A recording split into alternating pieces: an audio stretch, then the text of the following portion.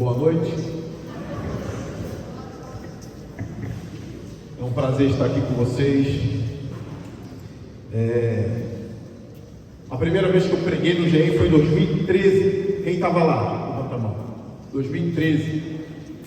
A galera já é até capitão. Ninguém de 2013? 2014, alguém de 2014? 2015? 16? Ah lá. Mateus estava em 2017. Ano passado, eu preguei no GEM. Foi lá em São Gonçalo, né? Foi esse ano, foi ano passado.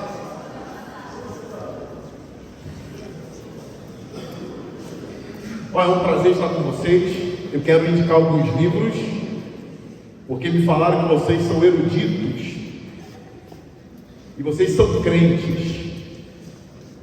Crente não precisa gostar de ler, mas o crente é obrigado a ler. É obrigado. Então eu quero indicar alguns livros aqui.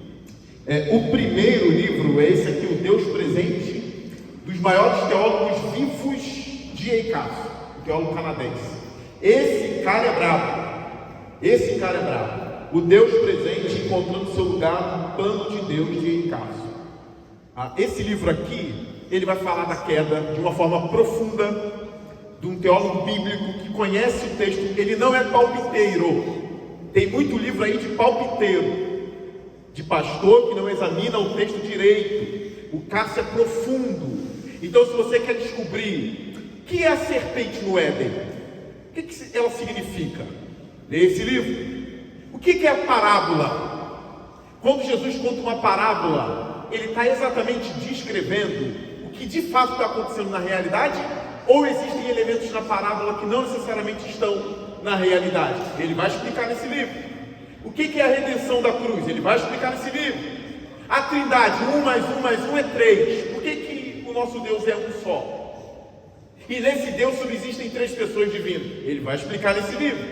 Então o tema desse livro é O Deus Presente. E tem as pregações dele na Fiel nesse tema. Vai no YouTube, deixa de preguiça e assistam os sermões do Cássio. Um outro livro aí sobre pregação. Quem aqui está trabalhando com um pequeno grupo na igreja ou na escola naval? Quem está ensinando as mulheres mais novas? Levanta a mão. Quem trabalha com ensino aqui? Levanta a mão. Todo mundo.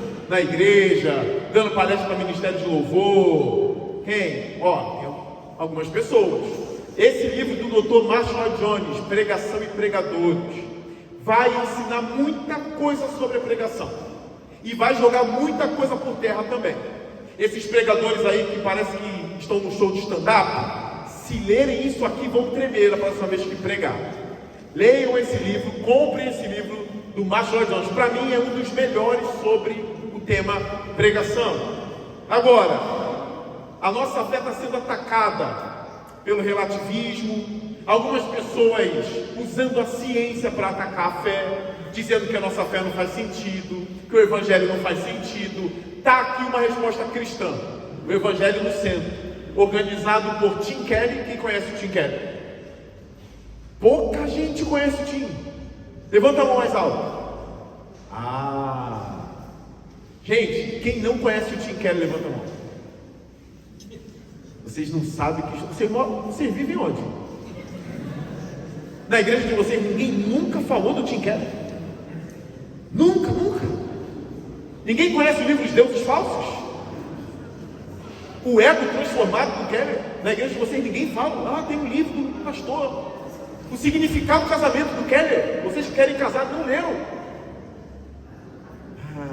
O Keller faleceu de câncer há pouco tempo, mas ele é um gigante no mundo até hoje.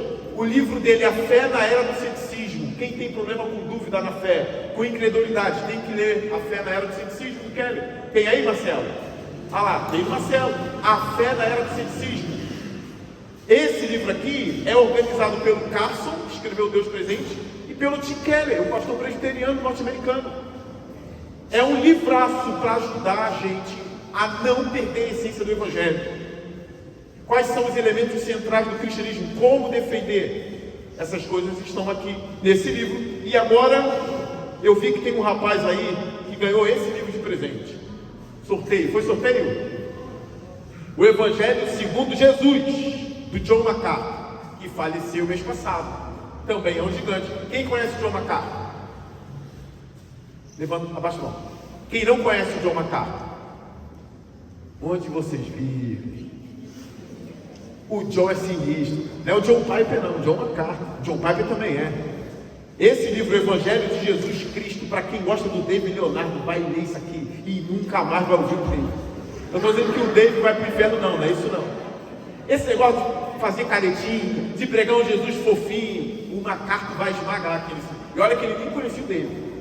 Porque lá nos Estados Unidos já tem uma galera assim, pregando Jesus fofinho, né? Um Jesus que só ama, que não tem ira. Aí quando vê Jesus no templo quebrando todo mundo, dando chicotado, fala assim: não, esse não é meu Jesus não.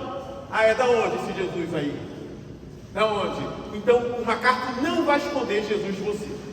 Você quer conhecer a face real de Jesus? Ou só o lado que você gosta? Qual o lado de Jesus? É o Jesus todo.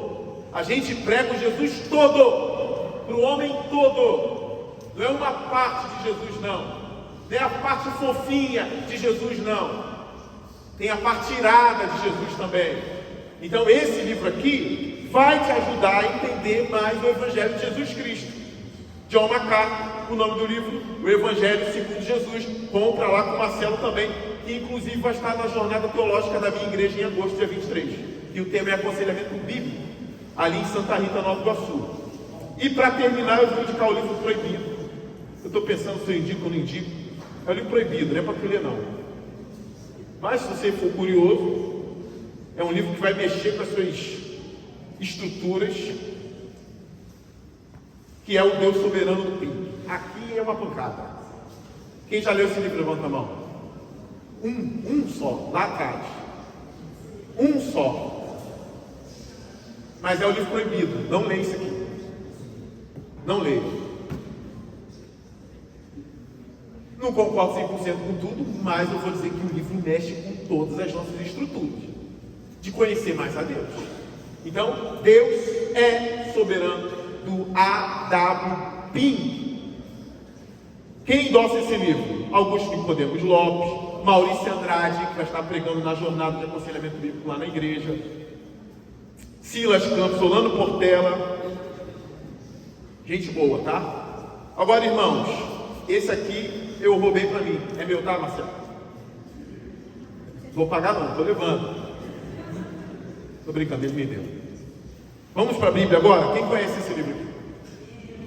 Quem já leu esse livro todo agora? Agora, quem leu todo, sem mentir. Eu não vim brincar aqui, vou perder meu tempo. Eu vim ganhar tempo. Quem conhece esse livro aqui? Quem já leu todo? Abaixa a mão, com sinceridade agora. Quem não leu todo? Sim, sim, sim. Abaixa a mão. Quem leu todo? 8, 9 pessoas? Quem não leu todo? Levanta a mão. Vamos voltar aí nesse livro? Eu li em 15 dias. Umas férias mesmo. E eu trabalho com esse livro toda semana. 15 dias. E eu não falo isso para me exaltar. Eu falo para que você saiba que é possível ler em 6 meses. Amém? Você vai sair desse retiro e você vai ler Bíblia. Tá? Você vai ler Bíblia. O pastor André pregou de manhã aqui, né? Uma ovelha do André, o Lucas, leu comigo. O Lucas leu em 17 dias. Eu li em 15. A gente leu junto. Eu marquei com ele, vamos ler junto. Isso tem muitos anos. O Lucas era adolescente. Vamos ler junto? Vamos. Eu falei, o propósito é 15 dias. Estamos de férias. Vamos tirar nossas férias para ler a Bíblia. Ele leu em 17 ou 18 dias e eu li em 15 dias. Dá para ler em 6 meses. Abra essa Bíblia aí que você tem. No celular, iPad, livro físico, lá em Lucas 14, 25. O tema que me deram é caminhando embaixo da cruz. Vamos falar um pouquinho da vida crucificada. Lucas capítulo 14, versículo 25. Quem estava terça-feira lá na Escola Naval? Preguei lá na Escola Naval terça. Cara! É bom ver vocês aqui. Vou pregar a mesma pregação. Estou brincando, né? Não. Lucas 14, 25. Diz assim o texto: uma grande multidão ia acompanhando Jesus. Este, voltando-se para ela, disse: se alguém vem a mim e ama seu pai, sua mãe, sua mulher, seus filhos, seus irmãos e irmãs, e até sua própria vida, mais do que a mim, não pode ser meu discípulo. E aquele que não carrega a sua cruz e não me segue, não pode ser meu discípulo. Qual de vocês, se quiser construir uma torre, primeiro não se assenta, calcula o preço, para ver se tem dinheiro suficiente para completá-la? Pois, se lançar o alicerce e não for capaz de terminá-lo, todos os que a virem rirão dele, dizendo: este homem começou a construir e não foi capaz de terminar. Ou qual é o rei que, pretendendo sair à guerra contra outro rei, primeiro não se assenta, pensa se com 10.000 homens é capaz de enfrentar aquele que vem contra ele com 20.000? Se não for capaz, enviará uma delegação, enquanto o outro ainda está longe, e pedirá um acordo de paz. Da mesma forma, qualquer de vocês que não renunciar tudo o que possui, não pode ser meu discípulo. O sal é bom, mas se ele perder o sabor, como restaurá-lo? Não serve nem para o solo, nem para o adubo, é jogado fora. Aquele que tem ouvidos para ouvir, ouça. Irmãos, há uma luta espiritual acontecendo nesse momento. Muitas pessoas acreditam que essa luta espiritual, ela está somente relacionada ao pregador. Parece que quando o pregador vai pregar, o diabo fica querendo bater o carro dele, ou o diabo fica querendo matar ele na estrada para que ele não pregue a palavra. Que há sempre uma batalha espiritual envolvendo o pregador, ou envolvendo o pastor. Eu não nego que possa existir, mas há uma batalha espiritual para os ouvintes. Há uma batalha espiritual com vocês, contra vocês. Porque para ouvir o Evangelho não é coisa fácil, não. Vocês cantaram muito bonito. E como estão os seus ouvidos para a pregação da palavra? Como você se comporta na hora da palavra, da exposição bíblica? Você acha chato? Jesus era um pregador. E a parábola do semeador envolve mais os ouvintes do que os arautos. Porque uma semente cai em boa terra, a outra semente cai entre as pedras, a outra entre os espinhos, outras em solo fértil. Mas as sementes que as aves carregam, Jesus diz, são aqueles que ouviram a palavra, mas o diabo levou. O diabo está tentando tirar a palavra dos ouvintes e não do arauto. A batalha espiritual está com vocês hoje. Vocês vão dormir ou vão ficar atentos? Vocês vão conversar ou vão achar chato a palavra? Vocês cantaram muito. Gostam de cantar. Alguns gostam de dançar. Mas vocês esperam com expectativa o momento da exposição bíblica. Eu esperava com grande expectativa, pois eu sabia que tinha grandes pregadores também. E se eu vou numa igreja onde o pregador não é comprometido com a palavra, a vontade que dá é ir embora. Há pouco tempo eu tirei 15 dias de férias, pouco tempo não, em janeiro, e eu fui com a minha esposa numa igreja da mesma denominação que a minha e saí com dor de cabeça.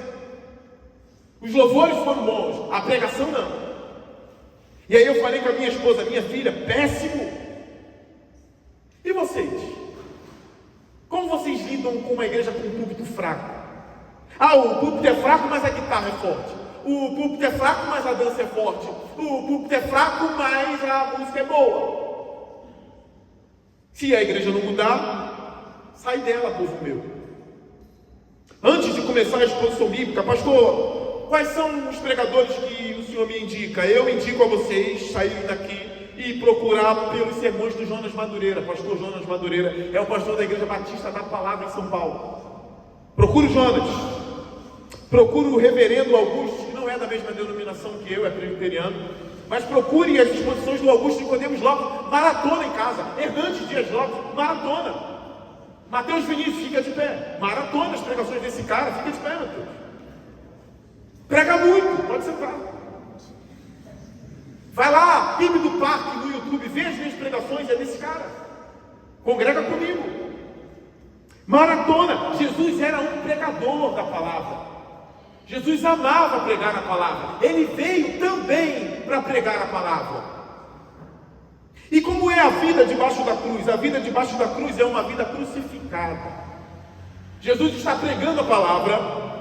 Ele atrai algumas pessoas, mas ele não atrai somente por causa da palavra.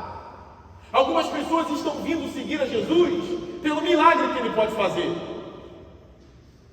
Eles estão vindo seguir a Jesus por causa do pão que ele multiplica, por causa das curas, por causa dos milagres.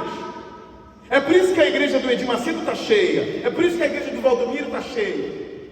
E não é falar mal dos outros, não. A gente precisa denunciar a falsa mensagem.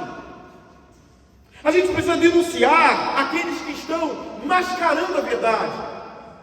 E aí eu não conheço a igreja de vocês, mas se a igreja de vocês investe mais em campanhas, em noites de milagres, que não acontece lá muito milagre não, é um carocinho que some ali e aqui, tá? É o caroço na mão que sumiu. E investem muito mais nisso do que na proclamação e no ensinamento do Evangelho. A igreja está doente. Aí essa multidão está seguindo Jesus Cristo. Mas será que está seguindo Jesus Cristo verdadeiramente? A gente olha o texto e imagina que não.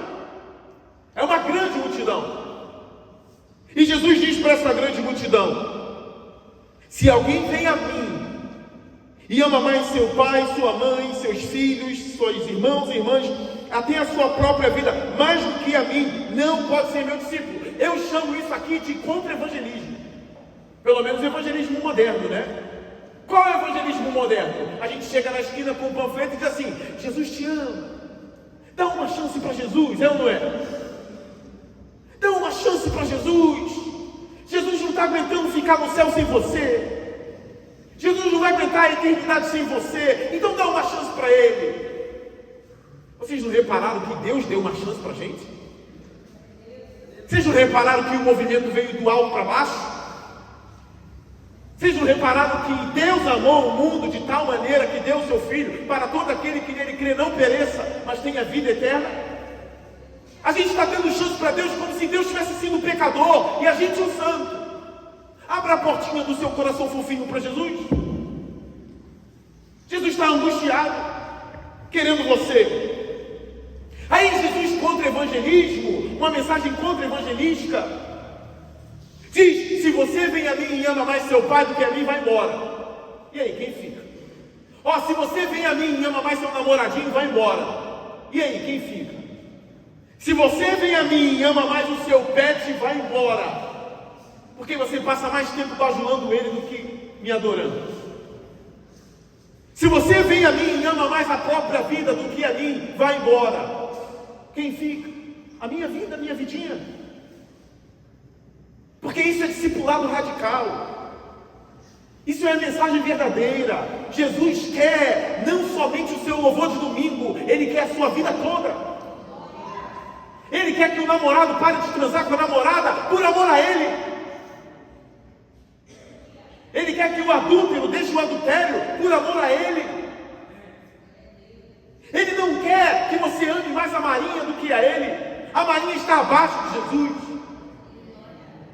O exército, a aeronáutica, isso tudo está abaixo de Jesus.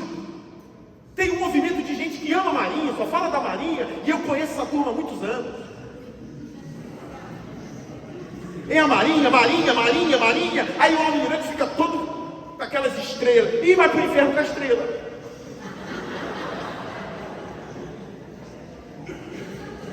E aí tem aquela coisa da espadinha, dos oficiais. Tudo isso é bom, desde que esteja abaixo do senhorio de Jesus. Então, se você veio nesse retiro, você veio para amar mais a Jesus. A vida debaixo da cruz é uma vida crucificada. É uma vida de renúncia. E eu não estou dizendo que é uma vida infeliz, uma vida de miséria, não é isso. É uma vida plena. Mas é uma vida de renúncia, de cruz. Qual é o evangelho que as pessoas têm pregado por aí na igreja? Eu não vou falar agora mais nome de pastor não, porque eu não quero magoar ninguém. Mas tem pastor que você entra no canal da igreja dele, aí está lá em chamadas da pregação: como vencer o gigante? Tá bom. De repente, um dia eu preciso saber como vencer o gigante, né? Aí a outra mensagem, 7 passos para a vitória. Eu falei, tá bom. A outra mensagem, como vencer depois da falência. Eu falei, tá bom. É só lero-lero nessas igrejas? Cadê o tema lá? Como resistir o mundo amando a Jesus? Cadê esse tema? Cadê o tema lá? Amando mais a palavra de Deus do que o mundo. Cadê o tema? O sacrifício de Jesus? Cadê? O verdadeiro evangelho de Jesus? Cadê? É por isso que quando você escreve lá no YouTube pregação chocante do Porsche, você cai da cadeira. Porque ele está num evento de jovem que fica tudo batendo palma, e ele diz, para de bater palma porque eu estou falando contra vocês. Aí todo mundo para de bater palma. E aí toma um choque de realidade. O que está sendo pregado? E aquilo que eu falei terça-feira eu falo aqui, eu falo essas coisas para vocês, porque eu acredito que vocês vão sair daqui e vão mudar muita coisa lá fora. Mas eu sei que para mudar muita coisa lá fora, vocês têm que ser mudados. Vocês têm que ler a Bíblia, vocês têm que ler bons livros. Vocês têm que procurar uma boa igreja. Pastor, mas vai me mandar sair da sua igreja? É uma luta pela alma. Se o seu pastor não fala do Evangelho, não fala da Bíblia, sai e vai para outra igreja. Como diz o John MacArthur, né? As pessoas ofendem Deus o tempo todo, por que não pode ser ofendido um dia também? Eu sei que tem gente sendo ofendida.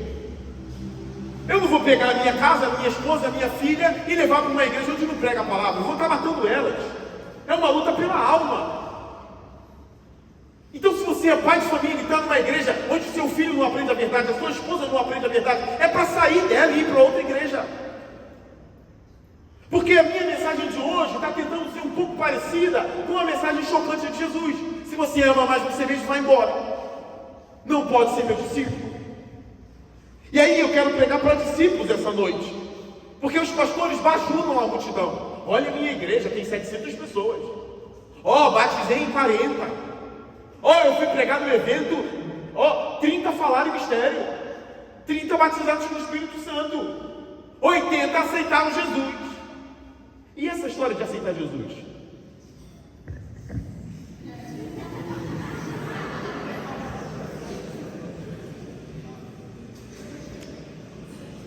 Um dos maiores especialistas em seitas e heresias do nosso tempo é o pastor Paulo Romero. Paulo Romero é pentecostal, mas ele tem boa teologia. E aí o Paulo Romero diz que ele queria se converter a Jesus. E tinha um cara que falava de Jesus para ele, e ele disse, e aí eu quero Jesus. E o cara falou, tem que esperar até quinta-feira no culto para aceitar. Eu falei, meu Deus, eu já entendi a mensagem.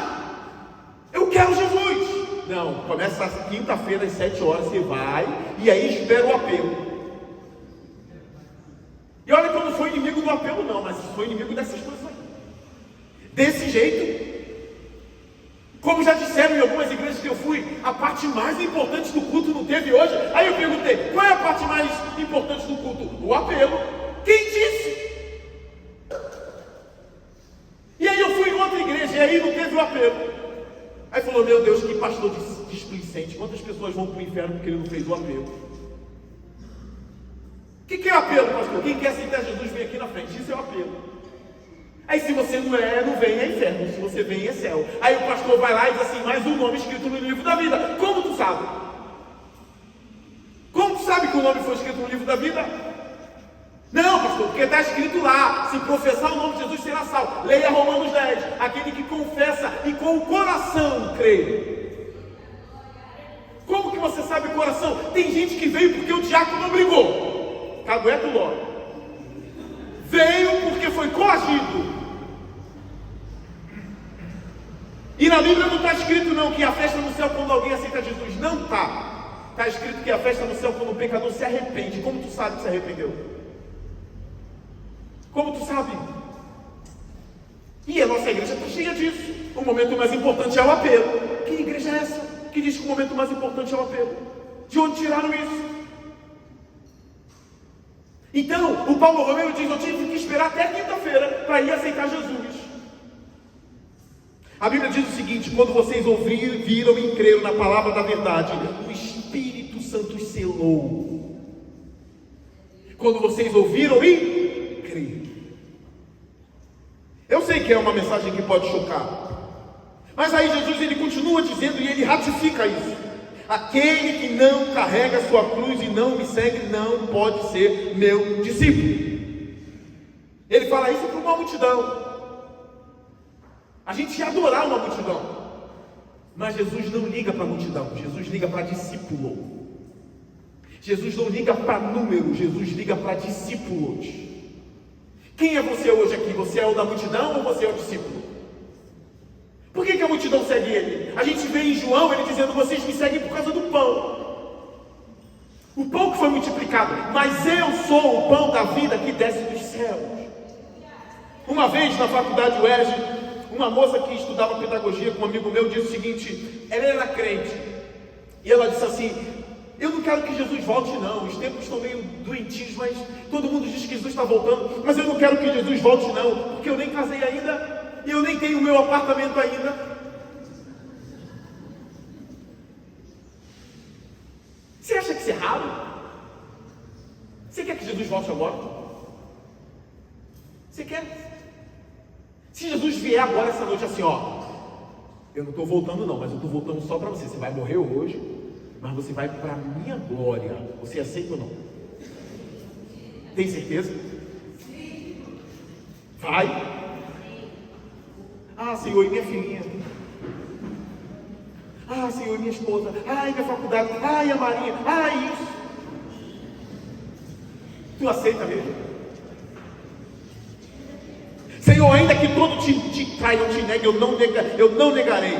Pedro, antes que o galo cante, tu me negarás 3 vezes. A profissão de vocês é verdadeira? Você aceita? Aí Paulo diz o seguinte, em Filipenses capítulo 1, a partir do versículo 19, 20, 21. O meu desejo é partir e estar com Cristo, que é muito melhor. Estar com Cristo é muito melhor, mas essa profissão só vai ser verdadeira quando você tiver Jesus lá dentro do seu coração. De você falar: agora sim, Jesus, eu amo mais o Senhor do que minha própria vida, eu amo mais o Senhor do que o meu trabalho, eu amo mais o Senhor do que o meu cachorro, eu amo mais o Senhor do que tudo. Eu amo mais o Senhor do que o carro importado do meu noivo, eu amo mais o Senhor do que o meu apartamento que está sendo construído. Agora sim eu não sou mais multidão, porque até então eu era crente de boca. Cresci na igreja, fui batizado na igreja, aceitei Jesus na igreja. Tudo de boca, mas meu coração nunca foi teu, Senhor. Quando eu sou confrontado pela palavra, aí eu descubro, meu coração nunca foi teu, Senhor. Eu quero te amar de verdade, colocar o Senhor no topo da minha vida. Qual o maior mandamento? Amarás o Senhor, seu Deus, de todo o seu, de toda a sua mente, de toda a sua força. Amarás o Senhor, seu Deus, de todo o coração. E aí tem gente que diz assim: Jesus não é Deus não. Isso é maluquice. Isso é doido. Jesus é Deus sim, poderoso. Isaías o apresenta no capítulo 9 como Deus forte, Pai da eternidade. E nenhum judeu pode dizer: ama mais a mim do que tudo. Nenhum judeu. O judeu não é louco de dizer isso, a não ser se ele for Deus. Aquele que vem após mim e ama seu pai, sua mãe, sua mulher, seus filhos, ou a sua própria vida, mais do que a mim, ele está se colocando no lugar de Deus, porque ele é Deus. João capítulo 1 comprova isso. João, no final do seu evangelho, comprova isso com a adoração de Tomé: Deus meu e Senhor meu. O que fazer depois da cruz? Carrega a sua, leve sua cruz, porque se você não leva a sua cruz, você não pode ser meu discípulo. Irmãos, esse Jesus fofinho que tolera tudo e tolera todos, ele não é bíblico. O Jesus bíblico diz não. O Jesus bíblico, ele tem a coragem de dizer para mim: Leonardo, se você não carregar a sua cruz, você não pode ser meu discípulo.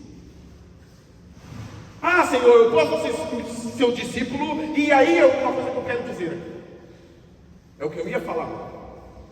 Tem 2 perigos na igreja: a graça barata e o legalismo. Dois perigos. A graça barata é um perigo enorme, que é esse evangelho de: se você foi salvo por Jesus, não tem mais pecado. Um jovem chegou para mim uma vez assim: a minha igreja, o pastor diz que nenhum pregador pode falar sobre pecado no culto, porque Jesus acabou com o pecado na cruz. E aí o que eu falei para ele? Adivinha? Sai dessa igreja. Sai dessa igreja. Não pode falar sobre pecado. David Wilkerson, antes de morrer, disse que ele foi pregar num evento de pastores, e aí o pastor principal do evento disse assim: fale sobre tudo, mas não sobre pornografia, porque a maioria dos pastores está envolvido com pornografia aqui. Ele, e aí não é para falar? E aí esse jovem disse: meu pastor disse que Jesus matou o pecado na cruz, e por isso que não pode falar de pecado. Aqui só se fala de vida. O discurso é bonitinho. Aqui só se fala de vida, aqui só se fala de amor, porque Deus é um Deus de amor. Essa é a graça barata. Como não vai falar de pecado? Se não fala de pecado, o Espírito Santo não está lá, porque a Bíblia fala que o Espírito Santo é que convence o homem do pecado. A Bíblia fala de pecado no Novo Testamento inteiro. Paulo chega a dizer para Timóteo: fuja das paixões da sua mocidade, fuja delas. Tiago, falando aos irmãos daquela época, diz o seguinte: vocês pedem e não recebem porque pedem mal para gastar em seus próprios deleites. Adúlteros, é assim que Tiago chama eles. A amizade com o mundo é inimizade com Deus, no Novo Testamento. Agora tem um outro inimigo, o legalismo, que pegam esse texto aqui e querem falar de coisas que Jesus não está falando. De, por exemplo, a caminhada é sofrida, por isso a mulher não pode usar brinco. A caminhada é sofrida, é por isso que não pode raspar o sovaco. Eu acho que vocês não têm mais essa igreja, né? A igreja está pegando aquilo que é bom do novo e está se remodelando. E não vejo problema nisso. A gente não pode se remodelar de acordo com o pecado. Você não pode vir ao reino se você andar de bermuda na rua. E aí já é o legalismo, isso é pecado. E tem bons pastores aí ainda cometendo esse erro. E a igreja da glória, Deus quando desce a marreta. Quando ele diz assim: homem não usa barba nessa igreja, Jesus não seria membro. Olha só a maluquice. Porque provavelmente Jesus tinha barba. Porque se a gente for estudar a fisionomia dos judeus daquela época, eles tinham barba e cabelinho enroladinho aqui. João Batista, por exemplo, provavelmente era barbudo. E aí, existem igrejas que Jesus não seria membro por causa da doutrina. É um absurdo isso. Agora, ainda mais perigoso é quando o legalismo se transforma num sistema de salvação pelas obras. Aí é mais perigoso ainda. Porque tem igreja que tem esse uso e costume, não pode usar saia, tudo bem, mas se não for para salvação, a gente entende, o pastor vai dizer é costume. Eu não estou dizendo que vai para o inferno por causa disso, e nem que isso é meio de salvação. A gente só não gosta de ver homem barbudo aqui. Igual na marinha, não pode na marinha, não pode aqui na igreja. E não é questão de salvação, é porque a gente não gosta. Ai, tudo bem, você não gosta. Aí fica quem quer, né? E fica quem quer. Eu não tenho barba mesmo, não é só um bigodinho de nada aqui. Não tem problema. Agora, o problema é quando a igreja defende a salvação pelas obras. E tem igreja defendendo salvação pelas obras. Que você conquista a Deus pelas boas obras, irmãos.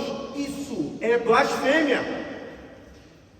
Isso aí é contra evangelho, não contra evangelismo, como eu disse aqui. E quando eu falei contra evangelismo, é o evangelismo dos nossos tempos. Tem uma forma boa de fazer evangelismo. Agora, salvação pelas obras é contra evangelho. Paulo diz em Efésios 2:8: vocês são salvos pela graça por meio da fé, e isso não vem de vós, é um dom de Deus, não pelas obras para que ninguém se glorie. A salvação é pela graça por meio da fé. Pastor, eu tenho que fazer o que para ser salvo? É só crer. Não é possível que é só crer, não, pastor. Deixa eu subir umas escadinhas de joelho. Deixa eu subir um monte descalço. Deixa eu fazer um jejumzinho para ser salvo. Não é evangelho. Isso não é evangelho. O evangelho é para quem crê. E as obras, pastor? Depois que você crê de todo o coração, as obras, as boas obras vão fluir de você. Porque as boas obras são evidências daqueles que foram salvos. Isso é a pregação do Evangelho. A gente precisa voltar para as nossas igrejas e detectar. Isso aí que você está ensinando é salvação pelas obras, hein? E por que é importante falar isso? Porque, por exemplo, no catolicismo, a justificação é fé mais obras. Isso não é bíblico.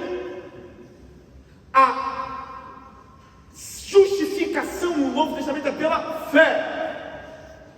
E no Antigo, pela fé. Com Abraão. Porque as obras do homem são obras imundas, se ele não se converteu. Obras não salvam. E Paulo ainda está falando de gente que quer cumprir a lei, que é santa. E ele está dizendo, não tem como ser salvo pela lei. Que dirá ajudando um pobre com outro sistema de lei. Que dirá fazendo, isso é espiritismo.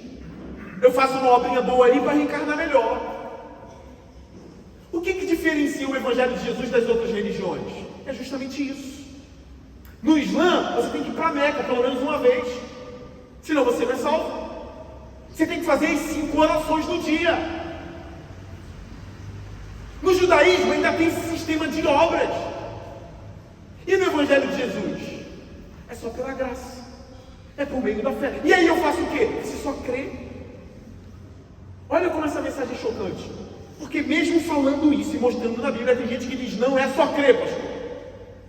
É renunciar, como o senhor está pregando. Tudo bem, mas você não reparou que a renúncia vem depois da fé? Como que eu vou renunciar a alguma coisa se eu ainda nem criei? A renúncia é depois do encontro. A renúncia é depois de ter o meu coração dominado por Ele. A justificação é pela fé. Martinho Lutero defendeu isso. Calvino defendeu isso. Jonathan Edwards defendeu isso. Todos os gigantes da fé defenderam isso. Então esse texto não pode ser usado para legalismo e salvação pelas obras. Não pode. E aí essas igrejas que investem muito nas roupas, criticam muito as roupas, não serve. Se você for procurar, tem muita gente que acha que roupa salva. E o que eu estou falando parece besteira, mas não é. Vamos estabelecer uma coisa? Quem salva é Jesus Cristo. Quem salva é Jesus Cristo. Essas coisas estão embaçando o nosso amor por Ele, e por isso a gente continua na multidão e não virou discípulo. Porque aí é um sistema de barganha. Aí a gente cai depois da fogueira santa. Outros caras ficam dizendo que Deus é obrigado a fazer porque você fez primeiro. Olha onde a gente vai caindo. Vai caindo em extremos que a Bíblia condena. Deixa eu continuar a exposição bíblica. E eu já não vou demorar muito para acabar não. Jesus disse o seguinte: qual de vocês, se quiser construir uma torre primeiro, não se assenta e calcula o preço? Você vai lançar o alicerce de uma casa e você não tem dinheiro para completar. A gente não está aqui para ninar corações só para ter número para Jesus, hein? A gente está aqui para dizer, calcule o preço. Você quer servir a Jesus? De verdade? Isso vai custar toda a sua vida. Toda a sua vida. Jesus quer o seu pé, a sua mão, a sua mente, o seu coração. Isso vai custar tudo. Calcula o preço antes de vir a Jesus. É isso mesmo que você quer? Porque se você começar a entender isso, vai mudar muita coisa na sua vida. Qual é o homem que vai lançar o alicerce e não vai calcular se tem dinheiro? Para terminar, aí o outro é o exemplo do rei. Qual é o rei que tem 10.000 soldados? Não vai mandar uma mensagem de paz para o outro que está vindo com 20.000. Da mesma forma, Jesus diz: qualquer de vocês que não renunciar tudo o que possui. Olha que mensagem radical. Não pode ser meu discípulo. Ué, então para vir para Jesus eu tenho que abandonar tudo? Deixar meu carro, minha casa, a marinha, o exército? Estou falando de coisas que eu sei que vocês têm, tá? meu namorado, às vezes o namorado não pode deixar, mas não necessariamente as outras coisas. O que é renúncia? O texto mesmo explica. Se você ama mais seu pai, mais sua mãe, se você ama mais seu irmão, até a sua própria vida mais do que a mim, o que é renunciar tudo? É você amar mais Jesus do que todas as outras coisas. Não quer dizer que agora você vai queimar tudo numa fogueira santa, não. Não quer dizer que Jesus só vai te aceitar se você, mãe, agora eu estou indo embora, eu vou virar mendigo. Para Jesus não é isso. Calma, vou continuar com o meu carro, com o meu computador, eu vou continuar com a minha casa, porém, quem é o amor principal da minha vida? Se um dia precisar deixar,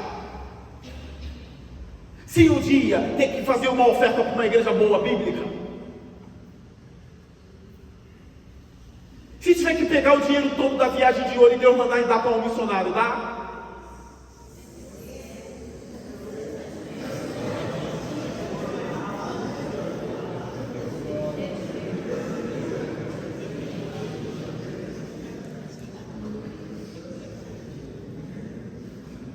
Peguei pesado, né? Eu ia ficar sério agora. Não estou mandando vocês fazerem maluquice, estou falando de coisas real, quando Deus manda mesmo. Nem uma coisinha da consciência, não. Ou da mente, eu estou achando, não. Estou falando quando realmente Deus está mandando, pega e dá. Isso é renúncia. E como isso é difícil, irmão. Como é difícil dizer para o mundo, para a família, para a igreja: Jesus é o maior tesouro da minha alma. Como é difícil. Como é difícil, né? Na frente do computador, tendo que lidar com o pecado, você fechar aquilo ali, mandar aquele aplicativo lá para o quinto dos infernos e falar assim: Jesus é o maior tesouro da minha alma. Como é difícil. Como é difícil ter que terminar um namoro porque Jesus é o maior tesouro da sua alma. Como é difícil. Como é difícil você sair daqui e olhar para sua mãe que te amamentou e falar assim: eu amo mais Jesus do que a senhora. Não é para dizer para ela, mas olhar para ele no teu coração: meu Deus, as escamas caíram. Eu amo mais Jesus que minha mãe. Eu amo mais Jesus que meu irmão. Aí você olha no espelho e diz assim: aí você pode. Ei, cara, ou ei, moça, você fala: eu amo mais Jesus do que você. Porque eu entendi que Ele me salvou pela graça, foi por amor. E aí tem duas maneiras de olhar para a cruz de Jesus. Ou você vai olhar para a cruz de Jesus e vai dizer assim: uou, que baita sacrifício! É tão grande que eu vou continuar pecando, porque toda vez que eu voltar, Ele estará lá, porque o sacrifício é grande. Que baita sacrifício! Essa é a maneira errada. E tem a outra maneira de olhar para a cruz: eu pequei, Senhor, e eu me sinto o pior dos pecadores. A tristeza está dominando o meu coração porque eu pequei. E aí o Espírito Santo diz: olha para a cruz agora. E aí quando você olha para a cruz, o sorriso volta e tu diz: há esperança ainda. Aí Jesus vai dizer: sempre haverá esperança para um contrito e quebrantado de coração. Aí você diz: Senhor, eu lutarei até o fim da minha vida contra o meu pecado, porque eu amo mais o Senhor do que Ele. Essa é a forma de olhar para a cruz corretamente. De que maneira você olha para a cruz? Com uma vida crucificada. Eu morro por Jesus. E aí quanto mais você se aproxima dele, tem uma vida crucificada. Repara, pecados que são chamados de pecados menores para você se transformam em grandes pecados, porque você está cada vez mais perto dele, está cada vez mais crucificado. Aí você está lá andando na rua, aí passa aquela mulher que não é sua, você olha assim, já tira o pescoço e fala: caramba, o que eu fiz da minha vida? Aí o diabo diz: só foi uma olhadinha, rapaz, Jesus perdoa isso. Aí você diz: diabo, cala a boca, não é isso. Ele vale tanto para mim que eu não deveria ter olhado, porque ela não é a minha mulher, ela não é minha. E aí outros diriam assim: que pecado fazendo esse escarcéu tudo por causa de um pecadinho, mas porque você está andando mais próximo de Jesus, até os pecados pequenos se tornam grandes para você, porque você o ama tanto, tanto, tanto, tanto, que você quer viver como Ele, vestir como Ele, falar como Ele, olhar para onde Ele olha. E agora eu quero uma parte bem específica do retiro de hoje, eu não posso ir embora sem isso. Marinheiro que viaja de cidade em cidade, vai para o prostíbulo, pega a mulher aqui, mulher lá. Todos os que passaram, desde quando eu comecei a pregar no GI, todos que tiveram um encontro real com Jesus, nenhum deles foi para prostíbulo em viagem de ouro, longe da noiva, longe da mãe. Todos os que eu conheço que hoje são capitão, todos eles, nenhum foi para prostíbulo e nenhum traiu a noiva ou a esposa em viagem. Por quê? Estão amando Jesus muito mais do que tudo. Lá na igreja tem um marinheiro e ele diz: rapaz, eu tenho que botar o fone de ouvido e ficar ouvindo John Piper, porque os caras só falam de mulher e são tudo casados. Eles ficam doidos para chegar na cidade tal, porque lá eles já tinham os telefones das mulheres tudo na carteira. E aí chegava, já ligava e elas vinham todas assanhadas. E aí qual é a vida que vocês querem ter? Dos marinheiros passados? Tem uma filha em Natal, aí a outra filha está em Roraima. Roraima quase ninguém vai não, né? Aí a outra filha está em São Paulo, aí tem 4 filhos. E a família não sabe, as mulheres não sabem. A prostituição na marinha vai diminuir quando vocês, aspirantes, tiverem um contato maior com Jesus Cristo e começar a levar o Evangelho para eles. E aí vai diminuir. Quando vocês chegarem lá, capitão de mar e guerra, falei certo, né? Nem todos serão almirantes, vocês sabem disso. E nem vai virar maçom para ser, né? Não digam lá na marinha que eu falei assim. E nem vai para ser. Mas capitão de mar e guerra dá, né? Quando vocês se tornarem capitão de mar e guerra, diz assim: vai ter um evento aqui na marinha da pregação da palavra. E quem está mandando é o capitão de mar e guerra, porque eu sirvo a Jesus e vai ter. Vai fazer diferença na marinha. Por quê? É uma vida crucificada. A gente fica de olho em cada lugar que a gente entra. A gente olha assim: onde dá para fazer um evento evangélico aqui? Ah, dá para fazer. Eu vou usar a minha influência para ter o evento. E eu vou chamar os pregadores que eu quero.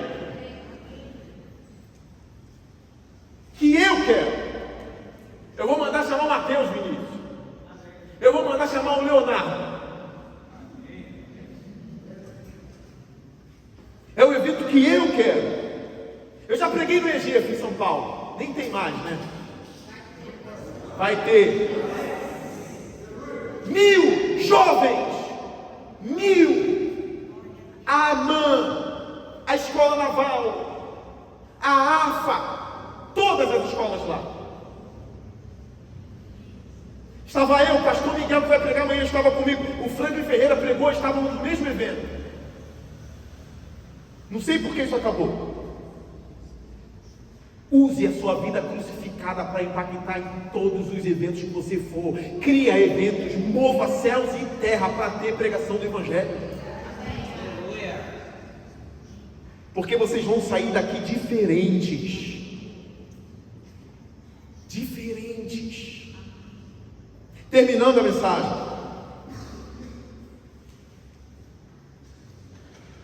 Da mesma forma, qualquer de vocês que não renunciar a tudo que possui, não pode ser meu discípulo. O sal é bom, mas se ele perder o sabor, como restaurá-lo? Não serve nem para o solo, nem para o adubo, é jogado fora. É um texto até difícil de interpretar, mas deixa eu pegar os melhores. Se você diz que está indo atrás de Jesus e não renuncia a tudo que tem, não o tem como principal amor da sua vida, você deve ser jogado fora. Viu que Jesus não é tão fofinho assim? E a advertência de Jesus é por amor. Não é que ele quer me jogar fora e nem te jogar fora. ele fala isso para que a gente saiba a seriedade que é estar fora dele. Aquele que tem ouvidos para ouvir, ouça. Deixa eu terminar com uma ilustração. Eu ia pregar até meia-noite, mas eu tenho uma bebezinha me esperando em casa. Eu ia ficar. Quando eu tinha mais tempo, eu ia para o GEM e ficava sábado e domingo. Ia dormir 4 horas da manhã. E conversando com vocês. Entre aspas, né? Vocês não, os outros. Agora eu não posso mais. Mas esse cara aqui, ó, ano que vem com ele. Tudo que ele ensinar eu assino embaixo. Encaixa o cara. Dá uma oferta boa para esse cara ano que vem. Honra os pregadores que vêm aqui. Nem precisa me dar dinheiro não, não fala disso não. Vão dele e dos outros. Honra. Aqui isso é bíblico. Vocês são marinheiros. Honre esses caras, para vocês terem sempre os melhores com vocês. Eu termino dizendo o seguinte: Tim Conway, um grande pastor norte-americano, disse o seguinte: que os caçadores de macacos descobriram que os macacos gostavam mais de nozes do que de banana. E quando eles descobriram isso, eles montaram uma armadilha com uma garrafa, encheram de nozes a garrafa, e o tamanho do buraco era o tamanho exato da mão do macaco, para a mão entrar. Mas era o tamanho exato para que a mão e as nozes não saíssem juntos. Conseguiram entender a cena? A mão do macaco entra, mas só sai se o macaco soltar as nozes e tirar. Se ele tentar fugir da armadilha com as nozes na mão, ele é pego. Ou pego, né? Como se o marinheiro soubesse português, eu estou brincando. Vocês sabem tudo isso. Só que os caçadores descobriram uma coisa: o macaco nunca larga as nozes. E aí os caçadores estão vindo. E o macaquinho, que não é tão burro assim como a gente pensa, ele está vendo. E aí é só dizer: quer fugir do caçador? Quero. Larga as nozes. Mas o macaco nunca larga as nozes. E ele ficava tentando, o caçador vem, pô, pega o macaco. Burro macaco. Porque nunca larga as nozes. Quem é o macaco? Quem é o macaco? O macaco. O cara lá atrás levantou a mão. Você não é burro não, cara. Quando eu disser para você quem é o macaco, vai ter que abaixar a mão. Quem é o macaco? O macaco é o crente que não renuncia nada por Jesus. O inferno está vindo, mas ele não larga. O que ele tem que largar? A perdição está vindo, mas ele não larga as nozes. O inferno está chegando, mas ele não solta as benditas ou malditas nozes. É difícil escapar? É só soltar. É só fazer assim, ó, tirar e fugir do caçador. Mas os macacos não soltam as nozes. Não é possível ser um discípulo de Jesus se a gente não soltar as nozes. E não haverá um discípulo de Jesus no inferno. Não haverá. Mas a multidão. Discípulo não vai para o inferno. Porque discípulo solta as nozes. Ninguém pode vir a mim se não carregar a sua cruz. Quem vem após mim e não carrega a sua cruz, não pode ser o meu discípulo. O que é carregar a cruz? É renunciar. E o que é renunciar? Para ficar mais fácil, é soltar as nozes. Renuncia a tudo que você tem e vem para Jesus. Que nessa mensagem eu tenha feito Jesus um pouco maior diante dos seus olhos, para que você veja que ele não é só um homem pregando nas ruas de Nazaré, para que você veja que Ele é o maior tesouro que você pode ter nessa vida. E aí eu solto as nozes e abraço Jesus. Soltei as nozes e abracei aquilo de mais precioso que eu posso ter, que é o nosso Senhor Jesus Cristo. É por isso que a gente não aceita quando uma seita diminui Jesus. A gente não aceita. Não diminui Jesus. Não diminui, você vai para o inferno por causa disso. Jesus vale muito. Muito, muito, muito. Eu acredito que hoje seja a noite de confronto, de restauração, de salvação entre nós. Eu não vim brincar. E pasme, eu posso ter vindo com alguma batalha espiritual, eu não vou negar. Mas vocês estão diante de uma agora. O diabo vai levar as sementes que foram jogadas? Ou não vai? Porque Jesus diz que as sementes que caíram em boa terra deram fruto. 30 por 1, 60 por 1, 100 por 1. Nós vamos saber os frutos. Que Deus abençoe vocês. Abençoe o retiro do ano que vem. Abençoe o trabalho de vocês na escola naval, toda quinta-feira, certo?